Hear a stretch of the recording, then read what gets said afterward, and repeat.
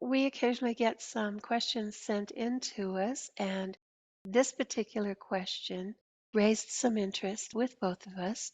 And John says, I have a question. I want to know if doing out of body will be the future of doing science, technological advancement, creating something tangible, or the way to learn, having real knowledge in our history from man to other histories. I want to know if that is the future, if I can really use out of body to create concrete, amazing things here in my life that has a concrete result to the physical reality. I want to know the possibility of doing it to my own life purpose and creativity to change the world and society. I want to create here to really have an impact. So, does Oh, out of body come into the future of doing science? okay. All right. Here we have someone who would like to really make a difference in the world. And I assume that's a very positive difference that he wants to make in the world. He wants to be part of the solution and not be part of the problem. And does the out of body experiences help him do that? Well, yes, it can. It doesn't necessarily have to, but it could help him do that. Now,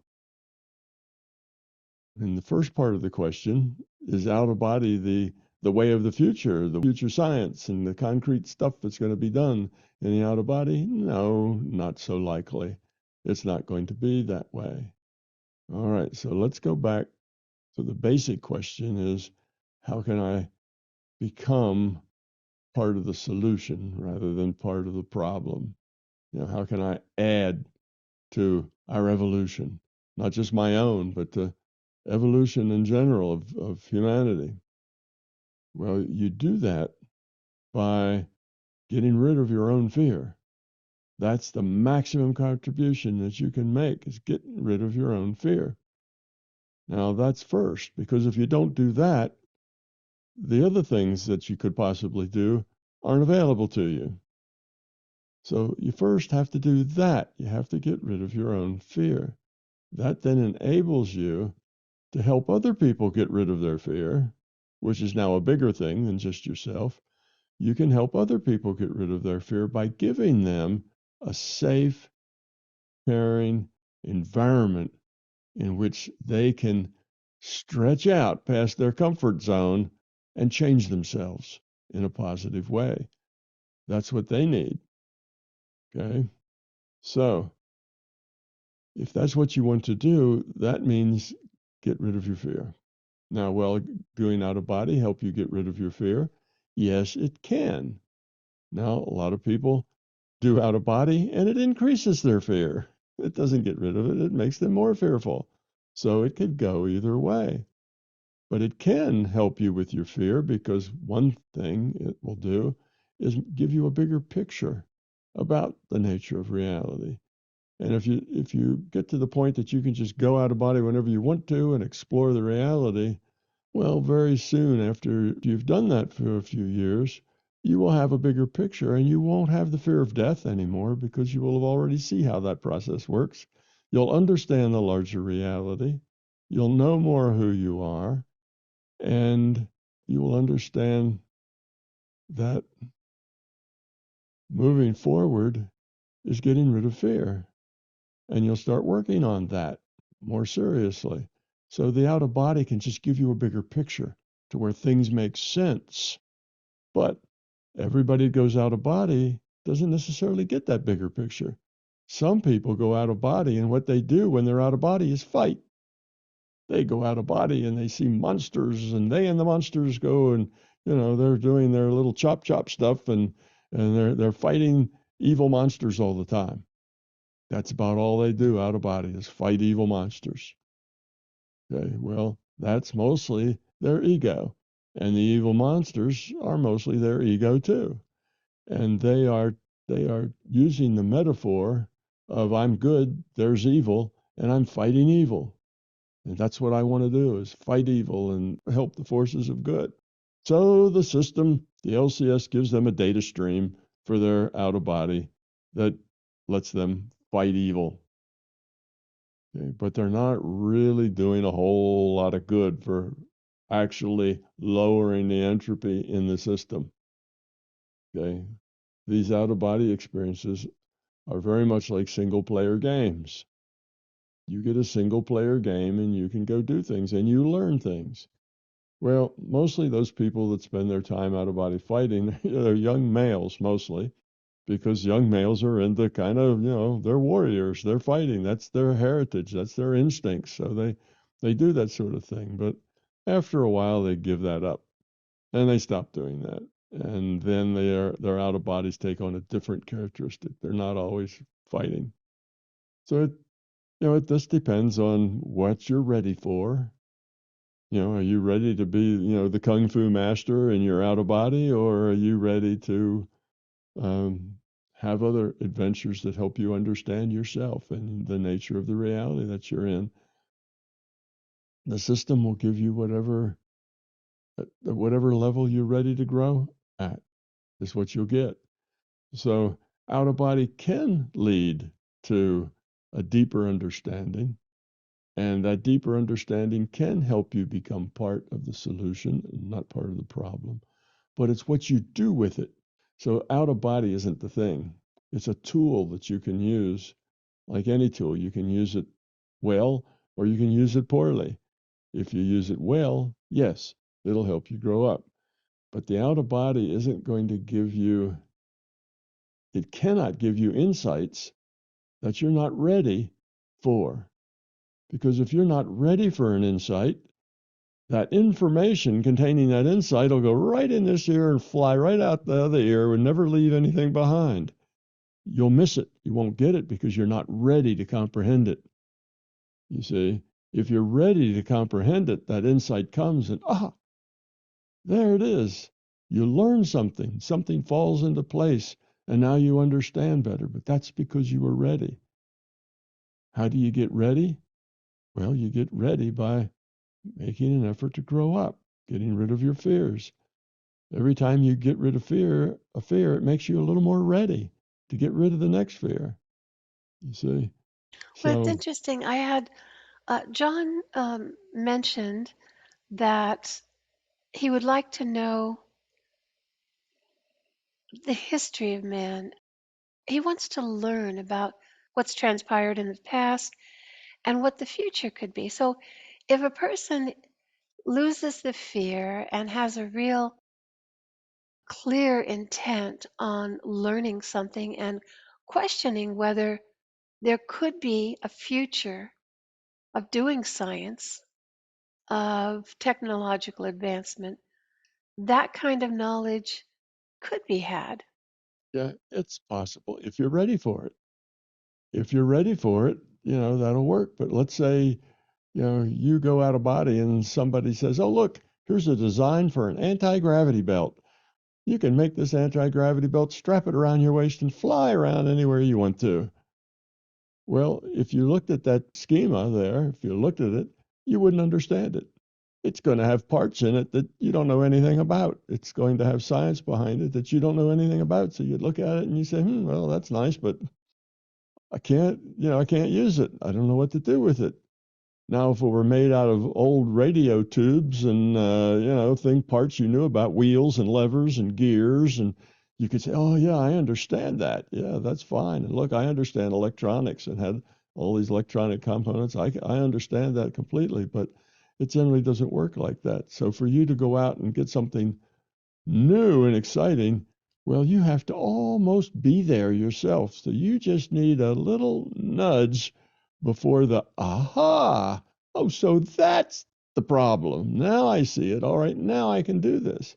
So you have to be very, very close to getting it anyway for that to be helpful. Because if you're far away from it, you won't have a clue of what they're talking about or what could be done. So even thinking, well, if I could go out of body and I get data out of those databases, I could get history, I could understand all these things. Well, yes, sort of. But it's all not certain. It's never certain. It's not like you go into those databases and you'll say, aha, this is it. This is the way it worked. Maybe, maybe not. What you get is data in a database. Now you get it out of that database, and you can rely on that database as being fairly accurate, but you also get it from the larger consciousness system, and you get it from other IUOCs. All right, the other IUOCs are generally not an issue because there's just not that many that really have any clue about what's going on in the consciousness world. So, that's almost like all the IUOCs in this reality are in daycare. So they're not big movers and shakers of things. So it's mostly going to be data out of the database or data from the larger consciousness system. Now I got this data, and that's kind of really a big thing. But is that really because that's what was there and that's what happened? Or is that something the LCS is showing me because it's something for me to learn? I'm supposed to learn something about that. You never know where the data is coming from. Could always be coming from the LCS and some other, source. Or it could be coming out of your own self. You make data. You're a piece of consciousness. You can create information. So you never know for sure where it's coming from, which means the data is always not certain. It's like, I'm finally going to find the truth. Well, maybe sort of. You'll have some other ideas about what the truth was, but you'd better not jump to any conclusions that what you got is the truth, because maybe it's what you need to see in order to grow up, which may or may not be the truth. It may be that event's being used to make a a choice for you to help you grow up.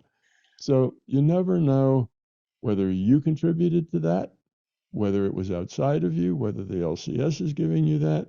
So eventually you just don't bother much. You can look at things. If you see things that help you learn, great. If they don't, leave it alone. Now, the reason why that's not oh no, I thought I could get the truth finally. The reason why you don't bother with that is that it doesn't matter. That's not the point. The point is, stuff happens and you get to deal with it. You get to make choices. That's what your life is all about. It's not about finding this secret trove of information that allows you to figure out what the best answer is. It's about stuff happens. From whatever little bit you know about it, well, that's what you have to work on, and you get to deal with it positively. You don't need to know a whole lot of facts in most of the time to know what a positive reaction is. Is it possible that if humanity evolves to a much lower entropy state collectively, that more of these things within out of body um, could be available to people? More of, well, you could say out of body, you could say intuitive. If we're just in a lower entropy um, situation collectively, we're not close to that at this point, I don't think. But if we are in a lower entropy state, I know you once commented that things could change dramatically, that more things would be available to us, but that's a bit of a way away. Well, yes, and you bring up a very good point here. Kind of just latches on nicely to the points that I've been trying to make. And that is that as you lower your entropy, as you get rid of your fear, okay, and that's not something you do because you find out a fact. It's not like, oh, I found out this fact and now my entropy's a lot lower. Finding the fact doesn't lower your entropy. What lowers your entropy is the quality of the choices you make with whatever amount of data you have. That's what lowers your entropy. More information may give you a better sense of what a low entropy path is, but still, it's not the critical factor. So let's say that we all have lower entropy. We've all grown up a lot. Well, what happens then is that you don't have to really go out of body because you already are. You already can be that. That's a part of who you are. So at that point, getting data out of the database is just something that's available to you. And as you need the data, it's there, it's in your mind. So you don't have to go down and meditate and go out and get the information. It's there all the time. You need some information. Well, there it is. And you know that. So it's as you lower your entropy, all that just becomes available to you without effort, without trying, without having to do anything special to get there. It's just available. And anything that you can do, out of body, if you're a low entropy being, you can do it without effort. You see, it's not like you have to lie down and get in a meditation state and then get out of your body and then go someplace and do things. It's all this there available to you all the time whenever you want it. So the thing is, you stop just living in this physical reality. You also are living in an intuitive space as well as a physical space. Intuitive space is non-physical. So you'll find that you'll end up living what 2/3, 3/4 of the time in intuitive space, and 1/3 or 1/4 of the time you come out and do something in the physical world too. You're in the physical world, your avatar's in the physical world, but you interact in the physical world. But most of you is really engaged in an intuitive space because that's the richer, more alive, more vibrant space. The physical space is basically where all the props are. It's the props on the stage, right? That old analogy, right? It's just the props on the stage. The intuitive space is the actors and what they're thinking and what they're feeling and what's going on in relationship and how things connect. That's the story, and that's what's significant. The props on the stage are just not that big a deal. Although they're important, they're significant. You have to work around the props and with the props, but it becomes a place that you don't. It's not like, well, when I lower my entry, I'll be able to go out of body and learn how to make anti-gravity belts. It's not the way it works. It's not like that. You'll realize that anti-gravity belts are neither here nor there. That will be another prop on the stage. Oh, look at this prop. You put this belt on and you can fly around in physical space. It's just not that significant. It's not really what you're here for. It's just a piece of technology that seems really awesome, but it's not important to what you're here for or about. So you live in this larger reality that, yes, has all sorts of information in it that comes through the intuitive channel and knowing and knowledge, and you integrate that with the physical and the objective side, to some degree, and that's your life. That's who you are. So, the going out of body isn't the thing you do to gain particular information. You have to go seek it. If you need it, it'll come to you. Seeking it is probably your ego thinking, oh, if I just knew this and if I knew that, and if I knew what she did when she went home at night, well, then I could make better decisions. Well, none of that's important. You make a decision based on the quality of your being. Mostly it's not based upon, knowledge that it's not because you have missing knowledge that you make poor choices. If I just knew more, I'd make great choices. That's not true. If you just could get rid of your fear, you'd make better choices. It's not like if I was brilliant and I knew all the things that, I had perfect knowledge of history and perfect knowledge of what other people were doing and why they were doing it, I could be really, really successful. Well, true, you could be really, really successful, but you wouldn't necessarily grow up any. You'd be successful in a material way because you'd have all that inside information, but that's not important. You wouldn't make any better choices. You might make worse choices. So it's a matter of making good choices, and you only do that by getting rid of fear and growing up. So all these other things really just aren't so important. That's our main mission here, Yeah, making a better choice making better and choices. evolving and growing. It Right. doesn't And matter where you are. exactly. And we don't make better choices because we have more information. Mm. That's not the key thing. I mean, that might help around the edges, but basically, we make better choices because we have less fear. And the idea that, well, if I had more information, I have less fear. No, more information is an intellectual thing. Your fear is not an intellectual thing. Your fear is down at the being level. You can have all the facts in the world, and you still have to get rid of that fear. And Now, the when you did facts your, don't chase the fear away. sure. Now, when you did your consciousness exploration, you were only interested in how does this reality work? What are the factors here that are important? When you did exploring to other virtual realities, did you ever focus on what technological things they had that were comparable, or were those some things that were just not relevant to what you were searching?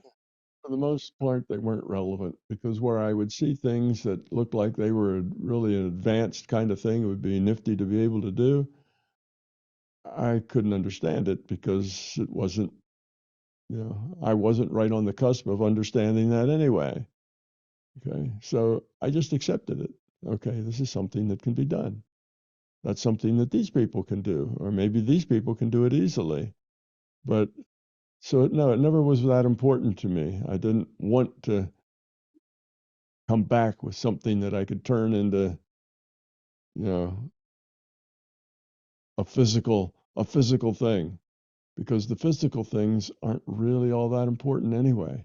It doesn't matter whether you can fly around with an anti-gravity belt. What matters is whether or not you can get rid of your fear and become love. You see, those other things aren't that important.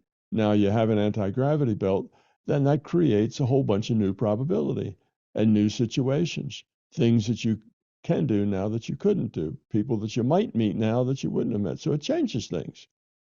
All right, so now things are different, but you still have to get rid of your fear in the same way that you had to get rid of your fear before. So you've created new opportunities. And as you create new opportunities, you create more choices, and that creates more, diversity, and that's good. So there's nothing wrong with new gravity belts because they create new choices, change things. Okay, so that's nifty, but it's not really all that important in the big picture, whether you have that or not. It just makes everything different. So you could think, well, what's the advantage or disadvantage of going back, 500 years and now I see myself sitting on a stump out in the field watching sheep. That's what I do all day. I sit out on that stump and I watch sheep. So if a fox or a wolf comes to get my sheep, well, I chase it away. If some people come to steal my sheep, I chase them away. I'm out there to take care of the sheep and to make sure the sheep have something to eat and have water to drink and don't get lost and bring them all home at night and lock them in the barn. That's my job. So that's what I do all day. I sit on a stump, I watch sheep. Now, is that like, oh, poor fellow, his life is really boring and awful and horrible and he'll never go anywhere. That's all he'll do. All his whole life, he'll just watch sheep. But what about if that person has a lot of time to think and imagine and grow and meditate and learn to talk to his sheep and find out other things. Maybe he'll turn into a Buddha, or maybe who knows what might happen. So you see, he doesn't have any advantages in the physical world. He has very little going on in the physical world. He can't drive a car to work. He can't. He doesn't have a gun to protect his sheep with. He doesn't have any kind of devices. No technology whatsoever. He walks barefoot. He wraps himself in animal skins and he watches his sheep. But he has everything he needs to advance and evolve and become love and understand the nature of reality and everything else that's important. He's got everything he needs. And I might add, he has very few distractions other than the wolves and the people who want to steal his sheep. Now, that's pretty major distractions, but that's mostly what he has to worry about. So, you see, we've got all these gadgets, but what they do is stir the pot and give us a lot more choices, a lot more things we can do. Because now that I have my anti-gravity belt, well, I could do all kinds of things. There's lots of things I could do with that kind of technology, and people would love some kind of thing. I mean, look all the lifting and the heavy equipment we have, and the difficulty we have moving things from one place to another, and all the energy that would save instead of having burning up fossil fuels to move things along. You could do all kinds of marvelous things with that. But all that does is change the opportunities in front of me. But all the opportunities that are really, really important, like opportunities to grow up and become love and see bigger pictures, they're there all the time anyway. I don't need, an anti-gravity belt to do the things that I'm here to do. So I never was real interested in that technology, although I looked for it and I sometimes would try to understand it. But again, if you're not right on the cusp of understanding it anyway, then you can't. It's too foreign. I mean, what if you took a computer and you took it to some little tribe somewhere in the Amazon that hasn't been burnt yet, and people who have never been out into a civilization, they're still basically in a stone age, and you took your little laptop and you showed it to them? Are they going to go, "Oh, wow, look, we could make laptops"? You could even give them the laptop. Say, "Here, keep it." Are that going to, you're going to find the laptop factory, in that little tribe, in a couple of years? No, there's nothing they can do with that technology. They don't have any way whatsoever to understand it or how it works or why it works or anything else. It's useless. They'd maybe put it on a rock and sit on it, make a nice flat place to sit. Maybe as much as that little computer would do for them. You just can't, until you're up at a point where you're ready to learn, you don't learn. It just goes right through one ear and out the other. So that's the problem. You have to be ready. So, no, getting technology, bringing it back, is not something that's likely to happen very often unless you're very prepared for it. And then, well, you may have figured it out anyway because you were right on the cusp of getting it. You see? Well, I think it's So interesting, Tom. You've distilled your my big toe theory from your decades of working as a physicist and exploring consciousness in such detail as no one else has, and that combination. And the conclusion of your my big toe theory is the thing that's most important to you and the thing that's most important about your theory, and that is love is the answer. That's quite remarkable. that's what it gets down to. I mean, all the rest of the stuff is nifty and it's important. It's good that we have computers and networks and internets and automobiles and factories and it's that's good because it gives us a whole lot more options, things to do, choices to make. So it gives us a rich environment of choice making. The little guy sitting on his stump watching sheep doesn't have a whole lot of choices, but all of the choices he really needs to evolve, he does have. He's got all of those because they're all right. Well, they're not really in his head. They're in his consciousness. I have to point someplace else. They're all in his consciousness someplace. So he's got those internally. But his choices are his objective choices are very limited. Okay. Now our objective choices are rich, and that's good. We can share better. My ideas can, this video can go out and 100,000 people can see it and learn something, maybe. Well, that's different. The guy on the sheep didn't have that advantage. He couldn't dial up something on YouTube and say, "Oh, I never thought about that. That's interesting." He couldn't do that. So yes, the technology is good. It's got a downside. Everything has an upside and a downside. There's a downside to it. You can use the technology for bad things, for evil things, to manipulate people and whatever. But still, it gives us lots of opportunity, and we can learn faster, more knowledge, more sharing, more integration. Because what that guy sitting out on that stump, what he could really use is a good friend sitting on a stump next to him who's also working on figuring out the nature of reality. And then maybe 10 more people on 10 more stumps that are there. If he had people to interact with, that would be invaluable. Well, with our technology, people to interact with now are all over the world. We interact with people all over this planet just by punching a couple of buttons. So, yes, technology is wonderful. It's a necessary part of the solution. Technology is important, necessary part of the solution. But you really don't need anything but a little time and an inclination to find out answers in order to find out everything you need to find out. That's why, 2,500 years ago, the Buddha had it all figured out. He says, "Oh, look, it's a virtual reality." No, he didn't say that. He says, "Look at it, it's an illusion." Well, that's a virtual reality. This physical world isn't really the main thing. Plato had it all figured out. Look, it's the shadows on a cave. That's all we see, shadows in a cave. So people figured this out, a long, long time ago without any gadgets at all, with almost zero technology. They just sat down and thought about it. And they, no doubt, went out of body. They developed their intuitive side.